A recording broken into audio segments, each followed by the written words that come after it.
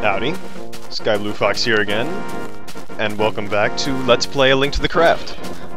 This time we will be exploring Zora's Falls, getting the expensive Zora's Flippers, and exploring around some of the areas we can get to with the flippers. Now first off, in this area past those rocks is the potion shop, the Witch's Potion Shop. This is where you can buy green potions, the mushroom stew, the blue potions, the golden apples, as well as red potions. They also have free samples of the red potions that you can take for free, but you have to drink them in the shop immediately after you take one, because if you didn't, that'd be cheating, obviously. But, here this is me just doing some more rupee swapping. We are going to be getting a lot poorer after this video.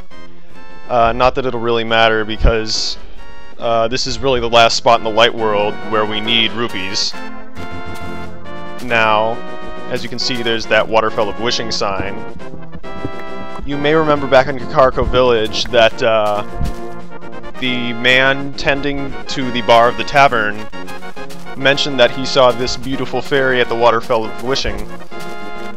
And that is where you can go in both this game and the original Link to the Past to get some upgrades to your items.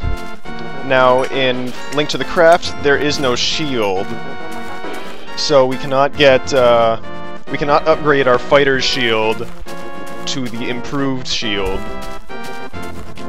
but we can still get the upgrade to the other item that we can use.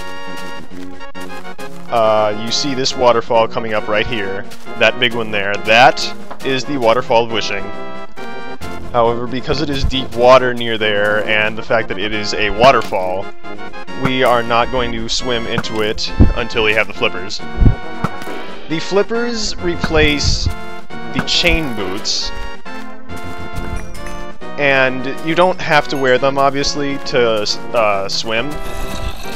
And even if you decided to, it really wouldn't be that great of an idea, because the Pegasus boots, which replace diamond boots, as you could probably have guessed by the red trim they have.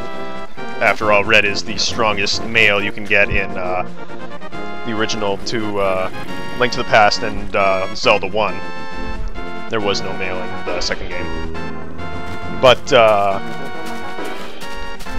since the Pegasus boots replace the diamond boots, by the time you get the Pegasus boots, it doesn't increase your armor too much. It only increases it by 1.5 armor spots. And really the chain boots don't really increase it at all. They're pretty much the same strength as the leather or green mail boots. So there's really no reason to wear the flippers.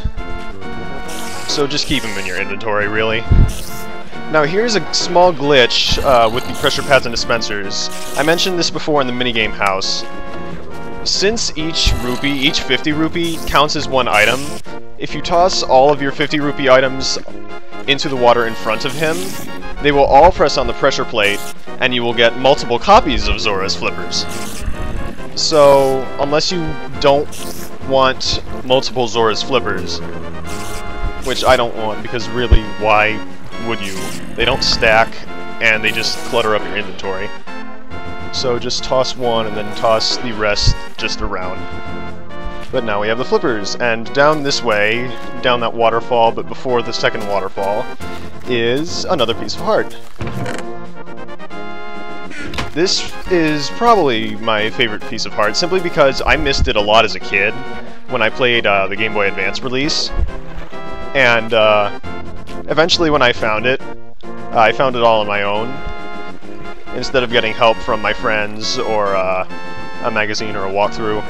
So it's also fairly well hidden, especially in this, since the trees, since they're not entirely sort of translucent, the leaves are solid color, it's a little bit harder to see. But here we go into the Waterfall of Wishing. As I was saying before, here you can upgrade your items. You can upgrade your fighter's shield into the improved shield. The improved shield can block fireballs. You can also toss in your boomerang and upgrade it to the magical boomerang. It's really useful in Link to the Past because it is faster and it can damage some enemies. But in this, I would actually... Well, I hesitate to say that the magic boomerang is less useful than the normal boomerangs, because the magic boomerang lasts forever, and as you can see here, I run out of boomerangs here. But the problem with the magic boomerang is that the boomerang is meant as a stunning item. You stun your enemies so they stop and you have time to get away, or you have time to get to them and deal some hits. However, as you can tell from here, the the magic boomerang is the fishing rod, and we just caught a flute fish. I guess raw fish are what he used to replace the flute. However, using the fishing rod on enemies in Minecraft does not stun them. In fact, because of the way the fishing rod works, you latch onto the enemy, and when you pull your line back in, you pull the enemy towards you, which is the complete opposite of what the boomerang is supposed to do. It's supposed to stop enemies from moving for a brief period of time, not cause them to suddenly fly into you. Like, if that slime, that big slime there, had flown any closer when I latched onto him, I probably would have taken damage. Because slimes hurt you by crashing into you when they're big. They try to crush you. So the boomerang, the magic boomerang, is pretty useless. It's a little better than the normal boomerangs since it has infinite uses, but it's still not very good. Which is a shame, because the boomerang is a really fun item. We are back at Lake Hylia. We are on the other side of it now. The other side that we weren't at during the Great Swamp Lake Hylia video. That is a fortune teller's house. Unfortunately, the fortune teller seems to be off on leave, or perhaps sleeping. Either way, he's not there. So, as you can see, that's where we were looking at during the fourth part. This is known as the Fountain of Happiness, or Cave of Happiness.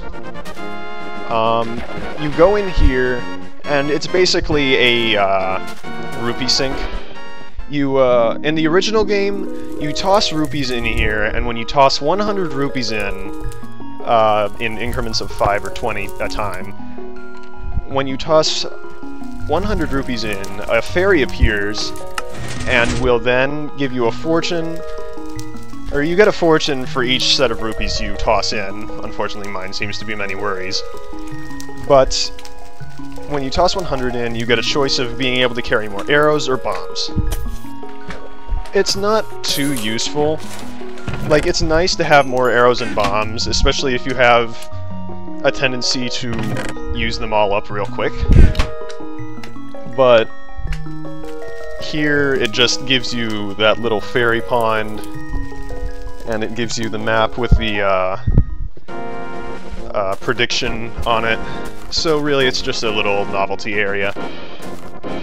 Now, over here is another area of particular interest. During my playthrough of Link to the Past to record stuff for this, I actually did not go here because I was confusing it for the bridge that led to Hyrule Castle instead of the bridge between Link's house and the rocky area outside the Eastern Palace. After I realized my mistake, I did go there, but I did not record anything. So I made it in time for this recording. But over here you can see light. Down here under the bridge in both games is a camper, and he is where we get our third, and in Link to the Craft final, for now, bottle. So now we can carry 3 things, 3 fairies, 2 fairies and a potion, whatever. So, that's about all that there is of interest around here. If it's nighttime, he probably provides a decent amount of light for you to just rest. Down here is another fairy fountain where I heal myself after attempting to go back to my house. This is near the eastern area again. If you pass by the area leading into the eastern palace, then you can go and get yourself healed. Now, there's not much else in this video. I do show off some other things once I make it back to the house and save. Here's some nighttime gameplay that I decided to keep in. Obviously, the overworld is a lot more populated with enemies at nighttime since they're spawning. And I think that, despite the fact that it's more dangerous, I think I actually like exploring at nighttime because there are enemies. Like, if you could somehow combine the ease of seeing of the daytime, since it's light out, with the spawn rate of the enemies during nighttime, that'd be great. Now, here's a little area I wanted to show off that you can get to after or before the you get the power glove. This is the Haunted Grove. In this area, there are some animals, and there is a boy playing a flute, but whenever you get nearby, the animals run away, and the boy disappears. He has accidentally gotten sucked into the dark world, and he's stuck there. He'll tell you to get his flute from the light world, and he lends you a shovel. When you dig up the shovel, or dig up the flute, it replaces the shovel in the original game. It does not in the Game Boy Advance release. And then the poor boy turns into petrified wood. Literally. But I also wanted to show this area off. This is 2 lumberjacks. Once you unlock the Dark World in the original game, they will fade away by cutting that tree. However, we save them that misery and put them out of their misery by accident. Like, I had no idea the painting was going to get knocked off the first time I did this. But down here is a cave with a piece of heart.